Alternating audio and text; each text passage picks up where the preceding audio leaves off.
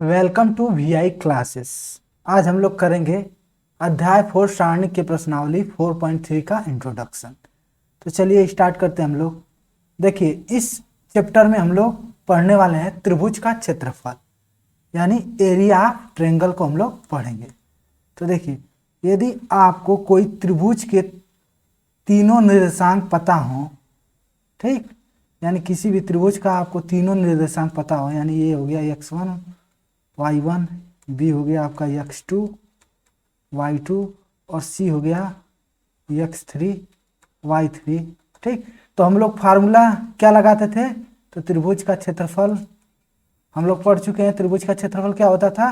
Half into bracket में हो जाएगा x1 y2 minus y3 plus x2 y3 minus y1, ठीक, plus x3 y1 minus y2। चलिए, ये फार्मूला से हम लोग क्या निकालते थे? एरिया ऑफ ट्रायंगल को निकालते थे, ठीक। लेकिन हम लोग डिटर्मिनेंट्स में क्या लगाएंगे? त्रिभुज का क्षेत्रफल। अब देख लेते हैं, यानी त्रिभुज का क्षेत्रफल डिटर्मिनेंट्स में क्या हो जाएगा? तो इसका वर्जन डिटर्मिनेंट्स में क्या हो जाएगा? हाफ, ठीक, डिटर्मिनेंट्स ऑफ x y1 1, ठीक, x2 y2 1 और x3 y3 1।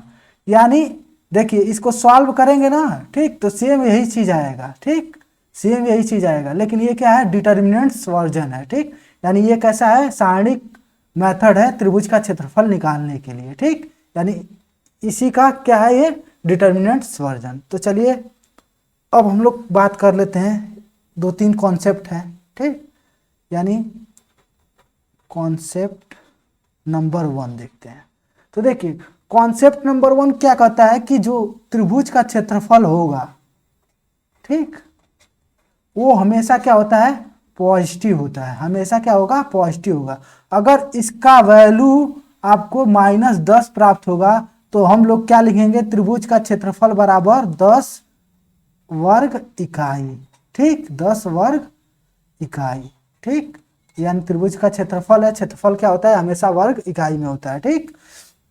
तो देखिए, ये माइनस है, ठीक, लेकिन तब भी ये क्या है? हमेशा लिखेंगे किसमें? त्रिभुज का क्षेत्रफल बराबर 10 वर्ग इकाई, ठीक, क्लियर। अब देखिए, कॉन्सेप्ट नंबर 2 सेम इसी टाइप का है, देख लेते हैं। देखिए, कॉन्सेप्ट नंबर 2 क्या कहता है कि अगर आपको त्रिभुज का क्षेत्रफल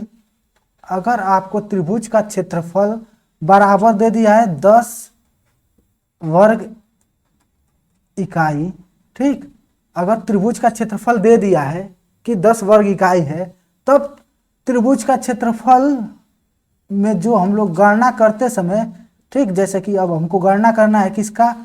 अगर कोई वैल्यू नहीं दी है, x2 चाहे y1 चाहे कोई भी वैल्यू नहीं दी है, ठीक, तो जो वैल्यू उसको निकालेंगे हम लोग, तो क्या रखेंगे त्रिभुज के क्षेत्रफल को, उसके बारे में दिया है, ठीक। तो ये देखिए,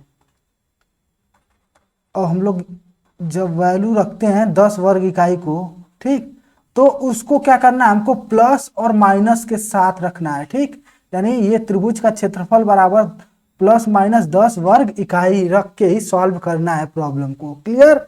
समझ में आया कि नहीं? अगर प्लस माइनस आप नहीं रखते हैं, ठीक, तो यहाँ पता नहीं प्लस है कि यहाँ क्या है, प्लस है कि माइनस है, यहाँ पे तो दिया नहीं है, ठीक। ये प्लस भी हो सकता है, माइनस भी हो सकता है, ठीक। इसलिए हम लोग जब प्रॉब्लम में, ठीक, त्रिभुज का क्षेत्रफल दे दिया है, ठीक, तो उसको रखते समय हम लोग प्लस माइनस लेके ही हल करेंगे, ठीक। यानी क्वेश्चन को हल करते समय हम लोग क्या करना है? उस क्षेत्रफल को प्लस माइनस लेके हल करना है, ठीक। चलिए आगे बढ़ते हैं हम लोग। अब देखिए, कॉन्सेप्ट नंबर 3 क्या कहता है? कॉन्सेप्ट नंबर 3 है हमारे पास। देखिए, अगर 3 बिंदु संरेख हैं, 3 बिंदु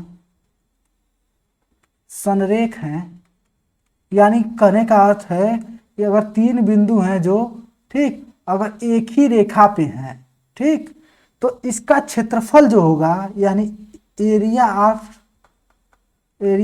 ट्रायंगल जो होगा, ठीक, यानी त्रिभुज का क्षेत्रफल जो होगा, वो क्या हो जाएगा? 0।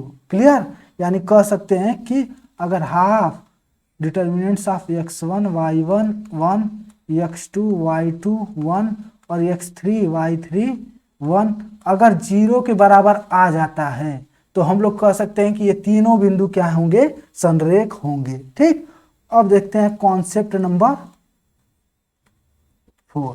ठीक, तो देखिए कॉन्सेप्ट नंबर 4 क्या है कि आपको क्या दिया है, लाइन सेगमेंट। ठीक, लाइन सेगमेंट। ठीक, और लाइन सेगमेंट का आपसे क्या पूछा है, इक्वेशन पूछा है। ठीक, यानी किसी भी रेखा का आपसे क्या पूछा है, समीकरण पूछा है, यानी रेखा का समीकरण। ठीक, रेखा का हमको क्या पूछा है, समीकरण पूछा है। ठीक, ये कैसे निकालेंगे, यदि आपको दो बिंदु दे दिया है, आपको क्या x1 y1, ठीक, और दूसरा है क्या x2 y2, क्लियर।